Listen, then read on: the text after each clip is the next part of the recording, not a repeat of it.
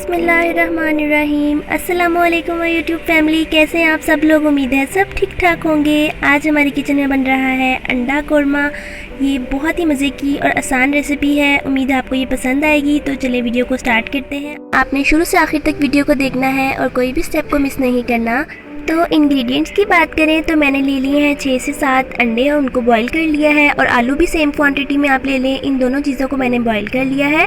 Spices की बात करें तो स्पाइसेस मैंने 1 टेबलस्पून सॉल्ट लिया है, हाफ़ टेबल स्पून से थोड़ी सी ज़्यादा मैंने रेड चिली पाउडर लिया है, हाफ़ टेबल स्पून मैंने ले लिया है हल्दी, 1.5 टेबल स्पून ले लिया है अदरक और लहसुन का पेस्ट, और हाफ़ टी स्पून मैंने ले लिया है कुटा हुआ धनिया, हाफ़ टेबल स्पून मैंने ले लिया है गरम मसाला पिसा हुआ, 1 कप दही ले ली है, 2 टमाटरों को बारीक चॉप कर लिया है, हरी मिर्चें ले लें 3 से 4, चाहे तो उसको साबित यूज़ कर लें या चाहे उसको चॉप करके यूज़ कर लें।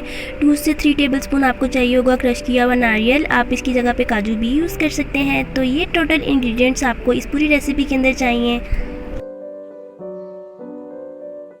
जी जनाब, तो उसके बाद बारी आती है इसके नेक्स्ट स्टेप की। एक फोक की मदद से मैं इस तरह से अंडे के ऊपर निशान लगा रही हूँ, ताकि आप जब स्पाइसेस ऐड करेंगे तो इसके अंदर तक चले जाएं। उसके बाद एक बाउल के अंदर मैंने आलू और अंडे दोनों को ले लिया है। आप आलू को देख सकते हैं कि मैंने इसको हाफ़ कर लिया है। इसको हमने मैरिनेट करना है सब चीज़ों को, तो दही डाल देंगे और बाकी स्पाइसेस को डाल देंगे, और आपने इसको 15 से 20 मिनट के लिए छोड़ देना है इसी तरह से, ताकि जो सारे स्पाइसेस हैं वो अच्छे से अंदर एब्जॉर्ब हो जाए।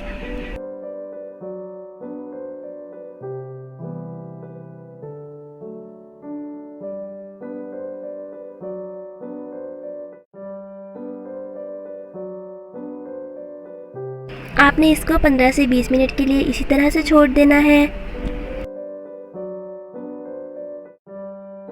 एक पैन में मैंने ऑयल लिया है और उसके अंदर साबुत गरम मसाले को 2 से 3 मिनट के लिए आपने फ्राई कर लेना है।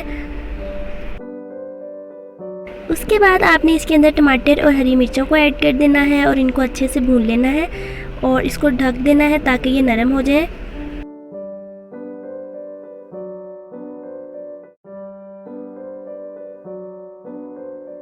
जब ये थोड़े से नरम हो जाएंगे तो आपने इसके अंदर मैरिनेट किए हुए आलू और अंडे को ऐड कर देना है। अच्छी तरह आपने इसको मिक्स कर लेना है और 15 से 20 मिनट के लिए आपने इसको मीडियम फ्लेम पे इसी तरह पकने देना है।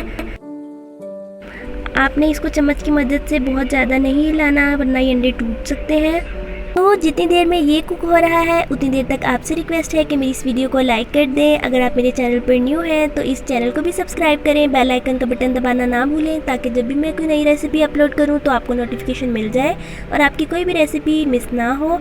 अगर आपने मेरा इंस्टाग्राम का पेज अभी तक फॉलो नहीं किया या फेसबुक का पेज फॉलो नहीं किया तो उसका लिंक भी मैं डिस्क्रिप्शन बॉक्स में दे दूँगी, आप काइंडली उसको भी जाके फॉलो करें। कुक होते हुए 3 से 4 मिनट हो गए हैं। आपने इसको 5 से 6 मिनट मज़ीद बगैर ढके आपने कुक करना है और उसके बाद आपने इसको ढक देना है।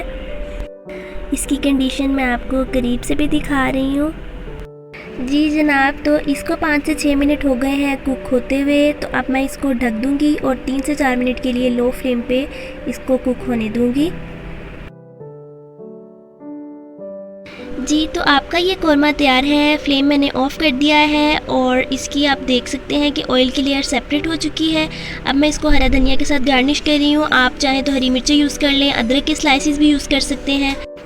उम्मीद करती हूँ कि आपको मेरी ये रेसिपी अच्छी लगी होगी। काइंडली मेरी वीडियो को लाइक करें, मेरे चैनल को सब्सक्राइब करें। फिर मुलाकात होगी इंशाल्लाह नेक्स्ट रेसिपी के साथ। तब तक के लिए अपना बहुत सारा ख्याल रखें, दुआओं में याद रखिएगा। अल्लाह हाफिज़। Thanks for watching.